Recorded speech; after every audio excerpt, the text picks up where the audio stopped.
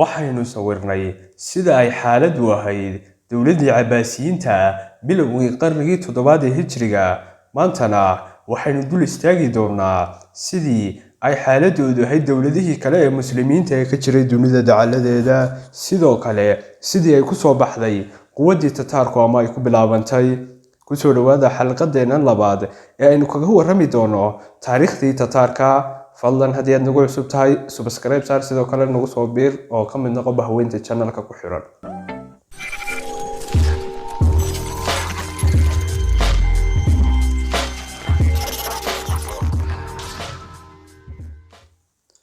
بسم الله الرحمن الرحيم. السلام عليكم ورحمة الله تعالى وبركاته. حلقتنا labaad waxaynu kaga warrami doonaa dowladihii kale ee islaamka ahaa marka laga yimaado dowladdii Cabbaasiyiinta ee ka jiray dunida bilowgii qarnigii 7 ee Hijriga, sida ay ahayd xaaladoodu. waxaynu kaga bilaabi doonaa dowladdii Ayyuubiyiinta. Masar, Shaam, Xijaas iyo Yemen waxay ahaayeen gobolladani bilowgii qarnigii 7 ee taariikhda Hijriga kuwo ku jira gacanta Ayyuubiyiinta. waxa ay magaca ka sitaan ninka wanaagsan, laakiin nasiib daro ma ahayn ninkan ay magaciisa sitaan kuwo u dhow ama u dhigmaba. waxay isku qabsadeen xukunkii dhexdooda, waa ayna qaybsadeen dowladdii Ayyuubiyiinta ee isku xidhnayd iyaga oo kala furfuray. waa dowladdii jabka lama ilaawaanka ahaa ku dhigtay Kiristankii meesha la yiraahdo Xidiin. dowladdii waxay u kala qaybsadeen maamulo yaryar ama waxa ay ka dhigeen dowlado yaryar. Shaam waxay ka go'day Masar, sidoo kale dhammaan Xijaas iyo Yemen waxay ka go'een Shaam iyo Masar. Shaam oo kaliya ayaa u kala go'go'day maamul goboleedyo yaryar dhexdooda oo iyagu aad u dagaalamaya. waxay Ximsa ka go'day Xalab iyo Dimashq, sidoo kale Falastiin iyo Urdun way kala baxeen. markaa waxaa khasab noqotay in ay dib ugu noqdaan dhulkii uu xoreeyay Saalixudiin gacantii gaalada mar labaad, kala furfuranka iyo kala tafaraaruqa darteed. Maqrib iyo Andalus waxay haystay maamulkii la oran jiray dowladdii Muwaxidiin. waxay ahayd dowlad awood badan oo dhisan taariikhdeedii hore, isla markaana xukunta dhul bari ka bilaabma Liibiya, galbeedna u jooga Maqrib, waqooyina Andalus ilaa bartamaha Afrikada Koonfureed. iyada oo ay taasi jirto bilowgii qarnigii 7 ee Hijriga waxay bilowday dowladdani wax lagu soo xaadiro, gaar ahaan dagaalkii caanka ahaa ee la magac baxay Al-Ciqaab oo dhacay sanadkii 609 Hijriga, taasoo ahayd isku day in laga takhaluso dowladda ballaaran ee dowlatul Muwaxidiin. Al-Khawaarism waxay ahayd dowladdani dowlad ballaaran oo baalaha la kala baxday. waxay ahayd mid gacanta ku haysa dhammaan dowladaha muslimka ee qaaradda Aasiya. waxay ahayd xuduudeedu galbeedka Shiinaha dhinaca bari ilaa qaybo aad u ballaaran oo Iiraan ah galbeedna u joogta. waxaa dhex yaalay dowladdan is-afgarad la'aan aad u ballaaran iyada iyo dowladdii Cabbaasiyiinta. waxaa dhexdooda tiro beelay mu'aamaradaha iyo dhagaaraha. waxayba ku dhowaatay dowladda Khawaarsimiya inay kala go'go'do. waxaa dhexdeeda ka batay ama ku batay fitankii iyo inqilaabadii. waxay dagaalo badan casrigeedii la gashay maamuladii Salaajiqa, Guuriyiinta, Cabbaasiyiinta iyo kuwo badan oo muslimiin ah. Hindiya waxay gacanta ugu jirtay oo xukumayay suldaankii Guuriyiinta. dagaalo fara badan oo soo noqnoqday ayay la gashay dowladda Khawaarsimiya. Faris waa dhulka imika loo yaqaano Iiraan. waxaa qayb ka mid ah xukumi jirtay dowladda Khawaarsimiya dhinaca galbeed. dhinac waxay kaga dhigsaneyd khilaafadii Cabbaasiyiinta, weliba intii ay xukumi jirtay koox yar oo la oran jiray Ismaaciiliya. waa koox ka mid ah Shiicada oo weliba aad u dhaqan xun. waxay ahayd koox aad u khilaafsan caqiidada. waxa ay ka saari jireen culimada diinta gebi ahaanba. kooxdani waxay diinta ku badhaxday qaybo falsafada ah. asal ahaan waxay ka soo jeedaan Majuus ama qolada dabka caabuda, isla markaana dushay ka sheegtaan Islaamka. Majuusnimadoodana hoostay ku qarsadeen, waxayna u macnaysteen aayadaha Quraanka sida ay jecel yihiin iyagu. waxay ka mid ahaayeen kooxaha aaminsan qarinta. waa koox aaminsan oo yiraahda arrin kasta oo muuqda diinta ama arrin kasta oo ka muuqda diinta waxa uu leeyahay qayb qarsoon oo aanay ogaan cidina. qolo gaara maahe, iyaguna ay yihiin kuwaas. cidna uma sheegaan waxa uu yahay waxaasi ilaa aad gasho diintooda. waxa ay diidan yihiin rasuulka naxariis iyo nabadgelyo korkiisa ahaatee iyo shareecadaba. waxyaabaha ugu muhiimsan ee dalabkoodu waa mulki iyo saldanad, sidaa darteed waxay mudnaanta koowaad siiyaan hub iyo dagaal. guud ahaan marka aan soo dubduubno, Ismaaciiliya waa kooxda ugu khatarta badan kooxaha qarsoodiga aaminsan. waxa ay sababta koowaad u ahaayeen wax ka beddelka diinta iyo caqiidada, naanayso ay ku dhejiyaan islaamka, qurgoynta shakhsiyaadka soo baxaya, ha ahaado khaliif ama shicib, ha ahaado caalim ama beerfale, nin iyo gabadh midna uma aabayeeli jirin. Anadol Turki gobolkan waxa haystay salaajiqada Roma. asal ahaan waxa ay noqonayaan salaajiqada Turki. waxay waqtigoodii hore lahaayeen taariikh aad u weyn iyo jihaad daran. waqtigan waxaa hogaamiye muslim u ah salaajiq la yiraahdo Alab Arsalan, laakiin nasiib daro kuwii hore usoo xukumi jiray gobolkan yar ee xasaasiyadda badan, deriskana la ah kaniisadii weyneed ee Albisnidiya, waxay ahaayeen kuwo liidasho halkii ugu xumayd jooga, taasoo u sababtay ama aakhirkii sababtay oo dhaxal siisay dulli iyo darxumo. haddaba waa muuqaalkii guud ee ummadda islaamka ee waqtigaas ama bilowgii qarnigii 7 ee hijriga horaantiisii. waxa inooga dhex muuqday in dhexdooda uu ku baahay fidnooyin, mu'aamaraadka iyo dagaaladuna ay tiro beeleen.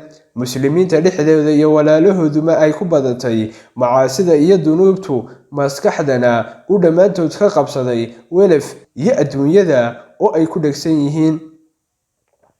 dembiyadii waaweynaa ee kabaa'irta la oran jiray oo qulubta dadka ku yaryaraaday ilaa ay badatay, wax iska caadiyana ay noqotay oraahahani hebel ayaa hebel dhacay, ama hebel waxa uu dilay hebel, kan kale waxa uu daadiyey hebel dhiiggiisii. kelmadahan oo si dhiig qabow laysugu leeyahay, waxaaba moodaa nafahan warka dhegaysanaya ama kuwa ka waramaya in aanay ahayn naftii basharka lagu yaqaanay. waxaa la ogyahay qofka darajadan gaadha in ay khasab tahay in uu bedelmo. marka waxau noqday caalamkii islaamku mid suga masiibo garba siman ka dhigta dhammaan wax matarayaasha aadka u liita ee dunida muslimiinta oo dhan haysta, si uu u yimaado markaas jiil cusub oo xaaladan wax ka bedela, isla markaana haybadii u soo celiya iyo khilaafadii, awooddii iyo sharaftii islaamka. awoodda labaad ee waqtiga dunida ka talinaysay ama ka jirtay waxay ahayd qarnigii 7 horaantiisii taariikhda hijriga. awooddii gaalada ee la oran jiray Salabiyiinta waxa ay xarumaha ugu waaweyn ku lahayd galbeedka Yurub, halkaas oo ay ku lahaayeen in ka badan golo diineed.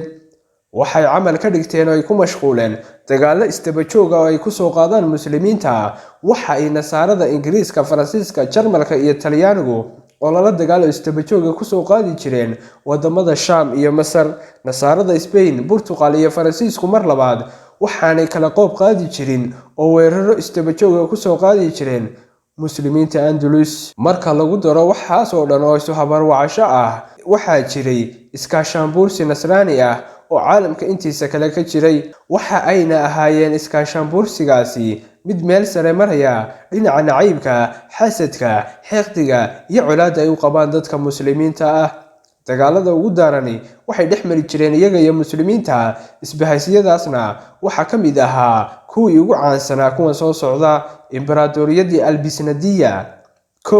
Imbaraatoriyadii Albisnidiya dagaalada ay la geli jirtay dadka muslimiinta ah waxay ahaayeen kuwo bahalnimo ah oo taariikhi ah, laakiin waqtigaas waxay ahayd mid xaalad awood dari lafaha kaga soo gashay, kana faraxalatay quwadeedii iyo baaxadeedii. sidaas darteed dhinaceeda khatar badan lagama dareemi jirin mar haddii la wada garanayo itaalkeeda. Imbaraatoriyadan.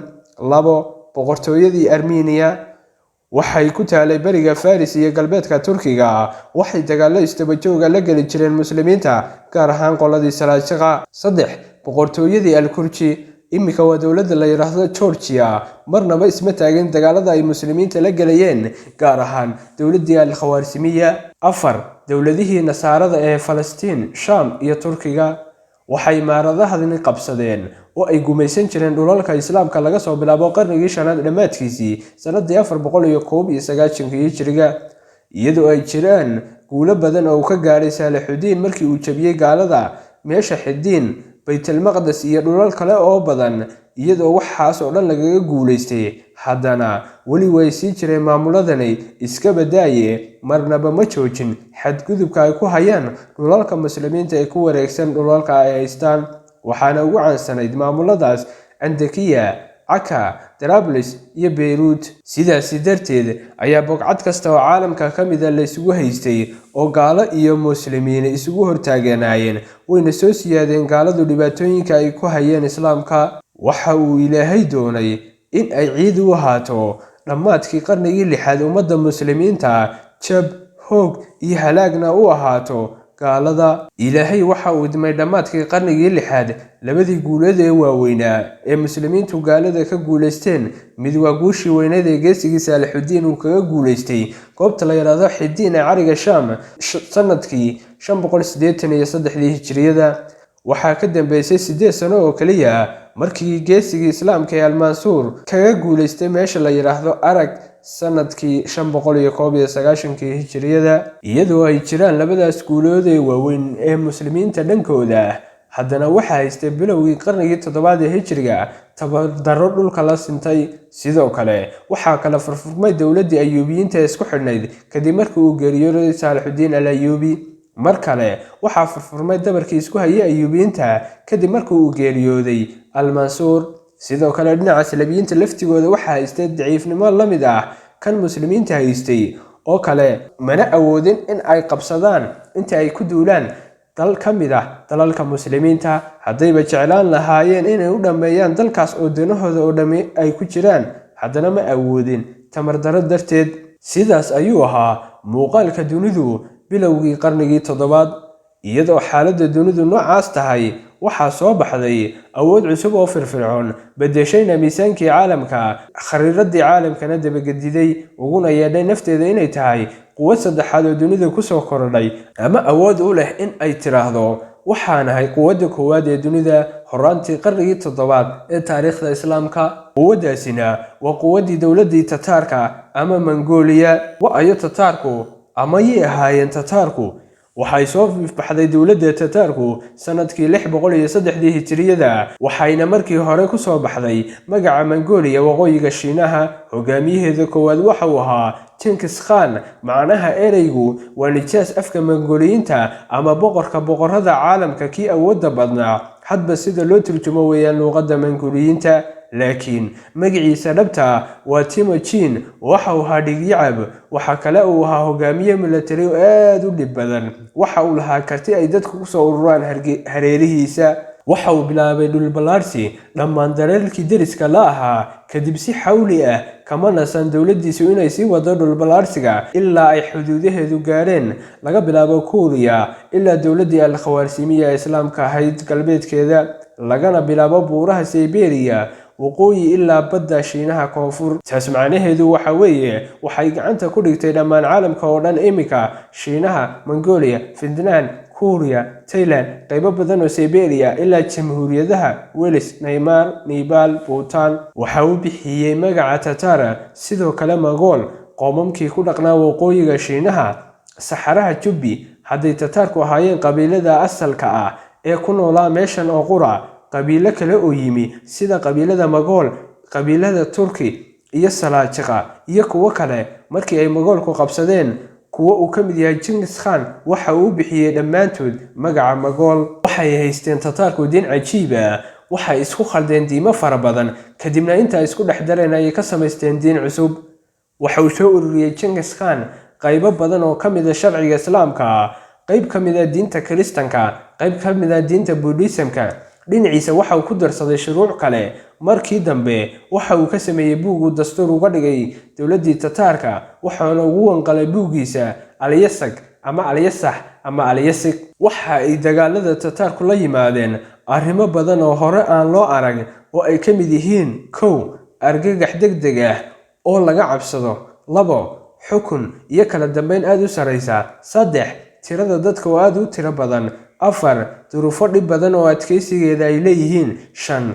hoggaan military oo aad u tababaran; 6. iyagoo aan lahayn qalbi naxaba. waxay ahaayeen dagaaladooda burburin aan caadi ahayn horena aan uga dhicin dunida. waxaa iska fududayd in aad maqashid waxay galeen magaalo Hiblaayo, dhammaanteedna dhulka ayay la simeen. dadkeedii xabadi kama firxeen, iyagoo aan u kala saarayn nin iyo gabadh, mid shaqaya iyo mid dhalinyaro ah, ilmo yar iyo mid gaboobay, mid daalin ah iyo mid la dulmiyey, mid birmageyda ah iyo mid dagaal ku jira toona. umaad siman oo argagax badan iyo dabeecad dhiigii tii ugu sarreysay oo aanay gaarin xataa xayawaanka kuwa hilibka cunaa ayay kula kaceen dunida. waxay ujeedadoodu ahayd amar ku taaglaynta dunida iyo ciribtirka caalamka. maal iyo mulki toona ma ahayn ujeedadoodu. 7 ma aqbalaan ra'yi kale, waxay jeclaystaan way sameeyaan, iyaga oo mabda ay ka duulayaan uu yahay quwadda koowaad ee dunidu waa annaga. wax wada hadal ah lama galaan dowladaha ku wareegsan. waxaa cajiib ah, waxay ku andacoonayaan in ay ujeedadoodu tahay in ay dunida u yimaadeen in ay diinta toosiyaan, cadaaladana dunida wada gaadho, isla markaana ay ka ciribtiraan dunida wax allaala iyo wixii fidno wadayaal ah. 8 ballan iyo ahdi midna ma leh. wax uga fududi ma jirto inay jabiyaan ballan ay galeen iyo ka bixidda heshiisyada. sifooyinkaasi waa tifooyinka asaaska u ahaa dowladooda ee dhidibada loogu taagay, mana jabiyaan marxalad kasta laga soo bilaabo markii ay unkantay ilaa markii ay dhacday. taasi waa astaamaha dhabta ee ciidanka Tataarka, waana sifooyin in badan soo noqnoqda. ciidan kasta oo aan qawaaniin ka dhigan shariicada Ilaahay samada ka soo dejiyay, qolo kasta oo awood isbida fududaysata diinta, waxaa khasab ah in ay yeelato sawirkan. waxay sheeganayeen in ay dunuub cirib tirayaan, laakiin gunaanadka waxay ahaayeen dambiilayaal. waxay ahaayeen dagaaladii kuwii diinta Islaamka ka noqday kuwa aan ka fogeyn xilligaas. sidoo kale dagaaladii Faris, dagaaladii Roomaanka, dagaaladii Salabiyiinta Sham iyo Masar, dagaaladii Salabiyiinta Andalus. kadib raadkoodii unbuu dabagalay. waxaa dabagalay gumaystayaashii Isbaanishka, Portugal, Ingiriiska, Faransiiska, Talyaaniga, Yuhuudda, dabadeed Maraykanka. waxay kaliya oo ay ku kala duwan yihiin muuqaalka duleed, wajiyada iyo jirkooda, laakiin qalbiga waa ay ka midaysan yihiin oo waa ka mid qura. nacaybka, xasadka iyo xiqdiga ay u qabaan mid kasta oo muslim ah ama xadaarad iyo faham lehba. ilaahay atawaasaw bihi bal hum qawmun taquun. miyay isu dardaarmeen? maya, waa dul xadgudbay. haddaba haddii aynu isweydiino imise quwadood ayaa dunida ka tilinaya bilowgii qarnigii 7 ee hijriga, waxaynu odhan karnaa waxaa ka tilinaya 3 quwadood oo waaweyn. quwadda koowaad waa ummadda Islaamka, waa quwad leh taariikh culus oo weyn iyo karaamo lagu yaqaanay. laakiin waxa imika dhex maraysaa waqti ay soo wajahday tabardari, waa dacfi aad weliba u daran. inkastoo taasina jirto, haddana weli kama lumin haybadii ay lahayd si dhammaystiran. cadowgeedu way garanayaan in asbaabaha guusha iyo sida awoodaha loo isticmaalo ay tahay beer ku taala ummadaha dhexdooda, kaliya ay cidi soo saarto oo awooddaas hagto. quwadda labaad waa quwaddii Salabiyiinta, waa iyaga oo ku jira tabardari la mid ah ta Islaamka haysata oo kale, iyo khilaaf xagga cilmiga ay isku khilaafsan yihiin iyo xadaaradaha. inkastoo ay taasi jirtay, haddana maaha awood la dhayalsan karo. dhanka cadaawadooda oo badan, nacaybka Islaamka u qabaan iyo sida ay diyaarka ugu yihiin dagaalka muslimiinta ilaa aanu midhiskaga harayn. ilaahay waxay noogu sifeeyey walaa yasaaluuna yuqaatiluunakum xataa yarudduukum can diinikum in istadaacuu. kama suulayaan la dagaalanka gaaladu ilaa ay idinku celiyaan diintooda haddii ay awoodaan. awoodda Islaamka iyo awoodda gaaladu waxay ahaayeen kuwo isku mid ah, isla markaana ah quwadihii hore u jiray ee dunida haystay. quwadda saddexaadi waa quwadda Tataarka, waa awood aan taariikh lahayn, xadaarad lahayn. waxa ay kusoo ifbaxday si lama filaan ah. ma laha diiwaan lagu kaydiyo hidaha iyo dhaqanka, ma laha mid diini ah, ma laha mid ilbaxnimo si ay ugula tartanto qayrkeed. marka waxa lama huraan ah in ay ku tiirsanaato awood ballaaran iyo dagaal reer baadiyanimo ah si ay u soo jiidato taageerada cidda la socota. waxa ay yahay awoodda Tataarku mid hormuud u ah dunidan cusub ee ay la garaasatay. waxaa ka mid ah qawaaniinta Ilaahay dunida u dhigay in uu loolan dhex dhigo awoodaha iskhilaafsan, iska caabintana kooxo kala duwan.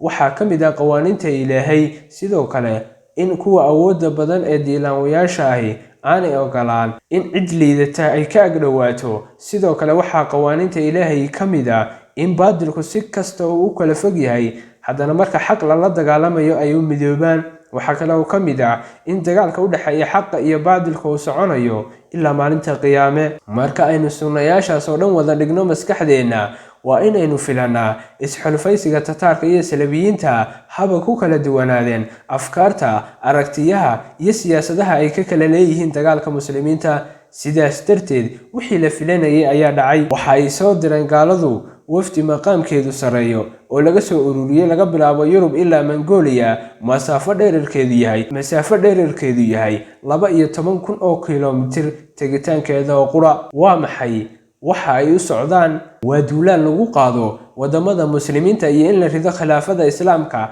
ee ka dhisan Ciraaq, Baghdadna in ay gacanta ku dhigaan. waa halkii ugu sareysay marka caalamka islaamka waxay uga warameen arrinka khilaafada Cabbaasiyiinta, wayna weyneeyeen. waxayna u sheegeen salabiyiintu tataarka in ay ka caawin doonaan arrimahaas oo dhan ee lagu samayn doono muslimiinta, weliba iyaguna ay indho u noqon doonaan oo ay kala yaqaaneen.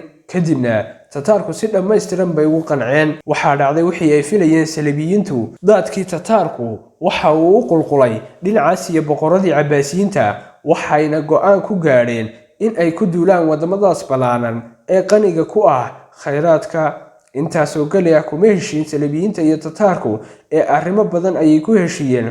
dagaallo ayaa ka dhex socda labadooda meelo badan oo caalamka ka mid ah, laakiin safafkooda way mideeyeen marka ummad islaam ah lala dagaalamayo. arrintaasina maaha la yaab ee waa dabeecad lagu yaqaano in ay gaaladu sameeyaan marka ay xaqa la dirirayaan. horay ayay isugu bahaysteen mushrikiinta iyo yuhuudda Nabi Maxamed sallallahu alayhi wasallam, iyaga oo khilaaf ba'aani dhex yaalo mushrikiinta iyo yuhuudda. waxay iskaalmaystay Faris iyo Roomaanka oo colaad guun ah dhex taalo, dagaallo daba dheeraadayna ay ragaadiyeen, kumanaan kun oo qofna ay ku kala dhinteen. in ay la dagaalamaan muslimiinta karaahiyo iyo nacayb ay u qabaan islaamka dartiis. ingiriisku waxa uu kaalmaystay yuhuudda si ay u ridaan dowladdii Cusmaaniyiinta, qabsashada Falastiin iyo in lagu beero Israa'iiliyiin waddankan barakaysan dhexdiisa. waadna taqaanaa cadaawadda ka dhaxaysa nasaarada iyo yuhuudda. waxa uu kaalmaysanayaa Ruushku Maraykanka si uu uga caawiyo waxay ku magacaabeen la dagaalanka argagixisada islaamka. ruushku waxa uu u fududeeyey Maraykanka dagaaladii Afghanistan, Ciraaq iyo Falastiin. sababtuna waa Maraykanka ayaa u fududeeyey Ruushka markii uu dagaalka kula jiray Shiishaan, waxaana loo heshiiyey labadaas xaaladoodba waa muslimiinta. haddaba isxulafaysiga qolada baadilka wada ee dhinaca ka ah muslimiinta waa mid soo noqnoqda iyo qawaaniin soo jireen ah. markaa ma habboona in aynu ku dhaqanno odhaahda tiraahda cadowgaaga cadowgiisu waa saaxiibkay.